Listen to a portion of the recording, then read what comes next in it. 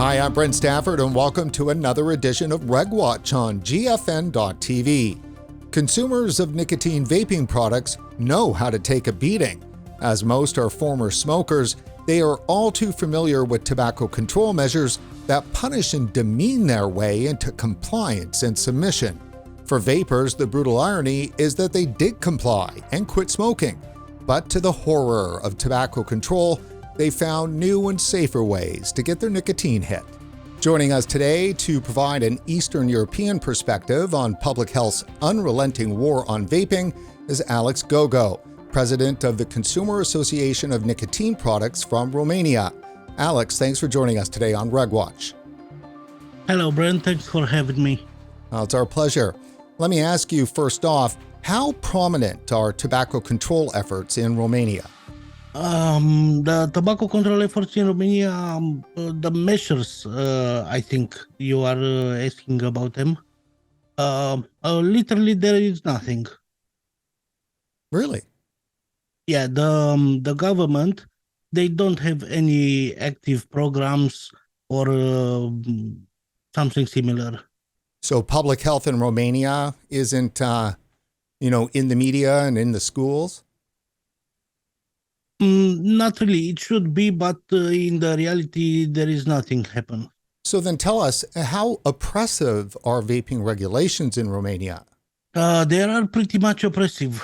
We cannot vape indoors, and we also have tax for the nicotine. From this year, we have tax on every liquid, with nicotine or without nicotine. And then what about the commercial market? Are you able to buy nicotine vapes legally in a store? Yes, they are available. TPD liquids and disposables, they are available. There is no problem. So what about smoking? Is it prevalent in Romania, or was it? A lot of people are smoking in Romania. From my estimation, we have almost 7 million of smokers. We have 19 million of Romanians and 7 million are smokers. Alex, please tell us a little bit about your story. How did you become a vapor, and for how long have you been vaping? Well, thanks for asking. I switched to vaping in 2009. And from 2011, I didn't smoke at all. So I only vape using liquid with nicotine. I was a smoker of 2 or maybe even 3 packs of cigarettes per day. I tried. In that period, the vapes weren't so good, of course. But I managed to quit this habit. So when exactly did vaping become popular? In around 2010 in Romania, we had some vape stores. So I think 2010 or 2011, something like this. Did a strong community develop around vaping? Yes, actually, the vaping community was before the vape shops in Romania, because because the Romanians, they are used to buy from outside the country a lot of products. So a lot of people already had the vapes, and after that, the shops, they started to selling in Romania. Alex, please tell us about the Consumer Association of Nicotine Products from Romania, ACPAN. Why did you start it, and what does it do? Basically, I started legally the association 4 years ago, but I do the advocacy, the vaping advocacy, through my YouTube channel from almost 10 years. I started because we needed an organization to fight for the consumers, for the vapors, actually for the consumers, in order to get in contact with the state authority or the government. In your experience, are consumers, do they have a voice? They might have, because Romania is a small country, and I I think that every vote counts, even now. So basically, this is our main weapon to fight for this. Our campaigns are made on sending emails to the authorities by the individuals, because I think that if they receive 300 or maybe more, 500, 1,000 emails, they will see that we are a big association and our votes will count. And do you work with or coordinate efforts with other consumer and vaping advocacy groups in Europe? We have a very good partnership with ETRA. They are our main reliable partners, and the NNA from Ireland. The New Nicotine Alliance. Yeah, New Nicotine Alliance. When you look at the European Union, they've got the Tobacco Products Directive. Is that the source of much woe for vapors in Europe? Yeah, in 2015, if I remember good, when they entered the TPD, also here in Romania, we had a little bit of struggle with the small bottles, because this I don't know. This is not a good quantity for vapors, but we can live with it. There is no problem for us. Just so everybody saw that is a 10 milliliter bottle. That's the largest. Yeah, this is a 10 milliliter bottle, and this is a 60 milliliter bottle. Yeah, that's the size of test bottles that they would hand out for free in Canada and the US. And that's the largest size that you can buy there. I think that's outrageous, don't you? Yes, of course. Before 2015, in 2014, we had these kind of samples, even bigger samples. Well, so that even on its own, before you start talking about taxes and so forth, that had to, or did it, cause an increase in costs just because the bottles are so small and you have to buy more. Yes, of course. The consumers, they need to buy a lot of bottles for. I mean, let's be honest. A bottle like this will keep, I don't know, maybe 2 days or 3 days maximum. I don't know. They need to, when they stack the liquid for 1 month, they need to buy a large amount of bottles. Of course, there is a problem with the recycling of these bottles. Of course, a lot of small bottles. I don't know what happened with them. But of course, the cost is higher, because also they need to be in a specific package with a specific label on it, and of course, the cost was higher. So that's the max size for e-liquid across all of Europe, correct? Yes, with nicotine. Yeah. Yeah, and then there's also the nicotine cap too. Explain that. Yeah. So basically, the maximum amount of nicotine in the whole Europe is 20 milligrams. Of course, the manufacturers, they try to, in order to obey this law, not to exceed 20 milligrams, they kept at 18. So most of the e-liquids from Europe are maximum 18 milligrams of nicotine. Now, in Romania, correct me if I'm wrong, but the vast majority of vapors are vaping OG, the original juice. So that's the original nicotine, not the salt base, correct? Based on my nose, around 95% of vapors, they vape free base, original nicotine base. OG. Well, I have to say that, in Canada, we have the TPD to thank for the 20 milligrams per milliliter cap, because that's what Canada implemented in 2021. And boy, that's a big deal for me, because, I'm a 48 to 50 salt.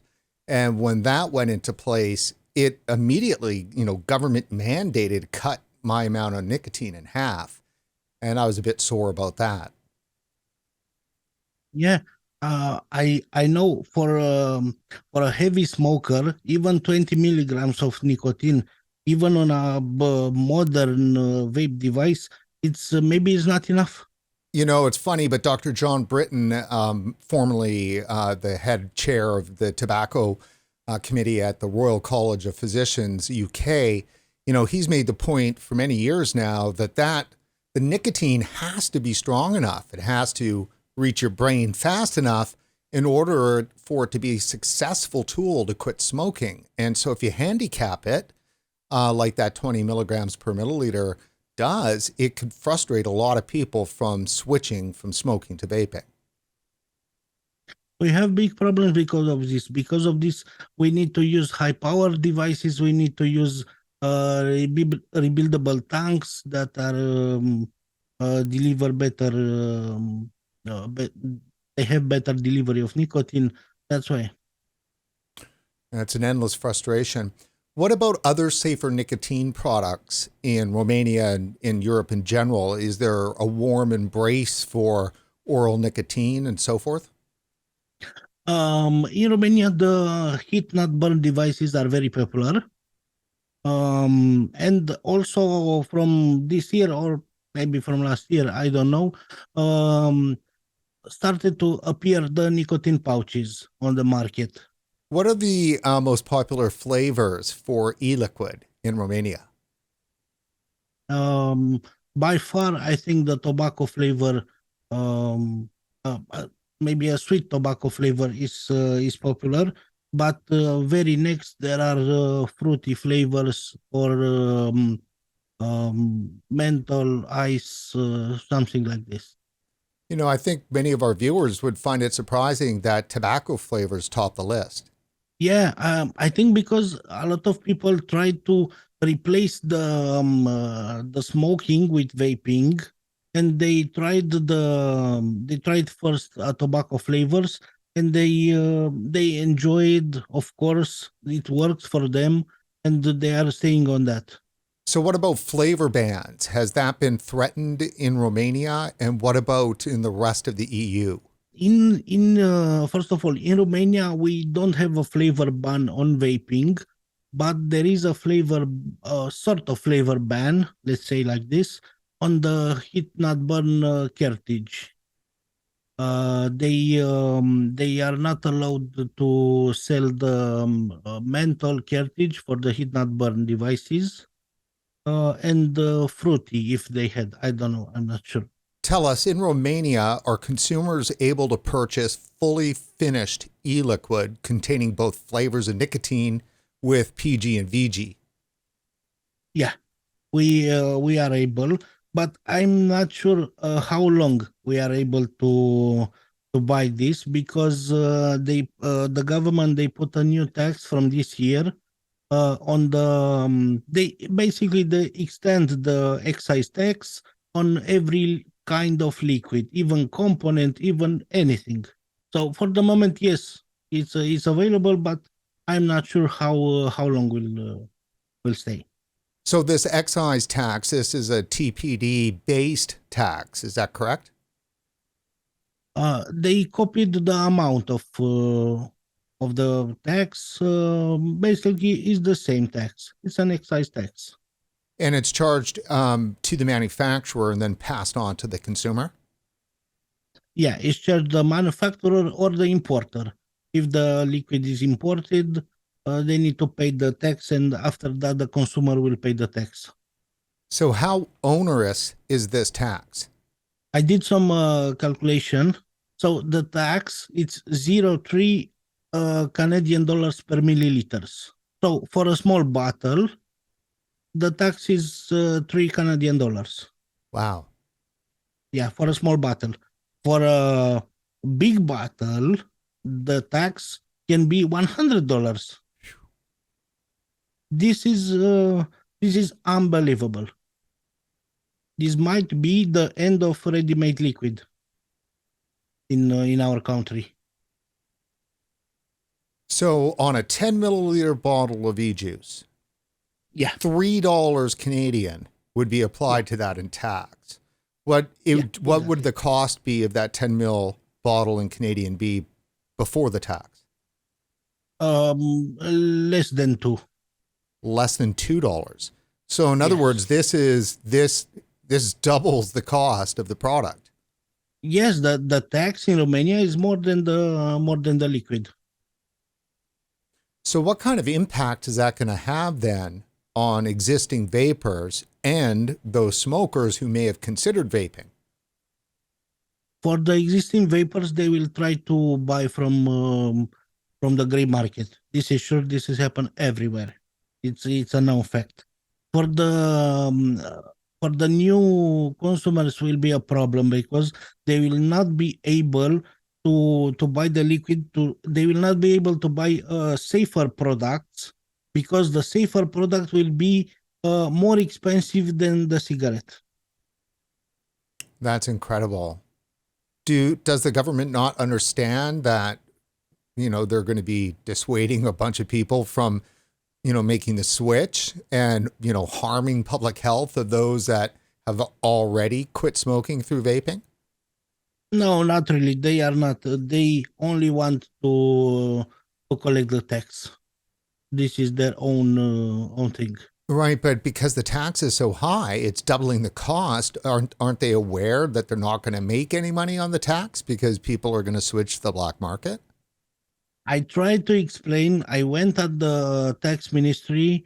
I sent a lot of letters to them, but I didn't manage to get to speak with someone exactly to advise him about this. Of course, they have advisors and all of that, but I think this industry, this vape market, after the new tax will die. We'll have a lot of struggle with this.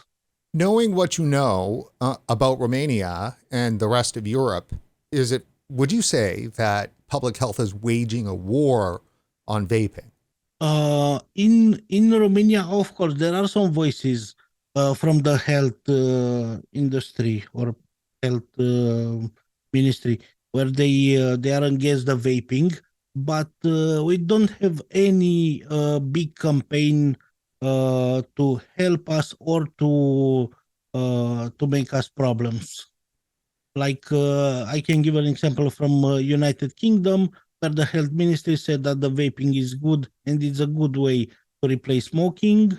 So they started to vape. In Romania, they didn't do like something like this. But also, they didn't say that it's bad and quit this habit. And what about groups like Mike Bloomberg and all of his minions spending millions of dollars? Is there any effect in Romania from that group? We have an I don't know. They aren't an association. I don't know what they are. There is an initiative or something like this. It's called the 2035 without smoking or without tobacco. I'm not sure. They control or manipulate the media, especially the social media, and the third or second hand or third hand publication, the cheapest ones. And when it's a global media coverage for something against vaping or something like this, they will also put. But here in Romania, the people aren't so. They are pretty aware and try to filter the information. Basically, we as Eastern Europeans, especially, we don't believe really fast something from the internet, even looks very good to be true. And I want to ask you, did all of the turmoil and misinformation coming out of the United States with the so-called vaping-related lung illness and the moral panic over teen vaping, did that have any impact in Romania? Yes, we had something. We had an outbreak, but in I don't know 1 month or 2 months, it finished by itself. Actually, here in Romania, we have in the popular culture, we think if someone see you with a vape, they will say that you will do a disease called water in lungs. So this is our thing in Romania. This is our problem with people that are thinking that they are doing water in the lungs from vaping. Alex, I know you are a big supporter of the Global Forum on Nicotine and its annual conference on safer nicotine products and tobacco harm reduction. I believe you've been to GFN each year over the past several years. GFN 24 is coming up again this June 13 to 15 in Warsaw, Poland. Let me ask you, why is an event like GFN important, and will you be going again this year? Yeah, great. GFN is great. For me, I took a lot of energy from GFN, a lot of energy from the people who I meet there, from the fellow advocates, and I find this way, with the energy from the GFN, I have another year to fight and to do things for advocacy and for harm reduction.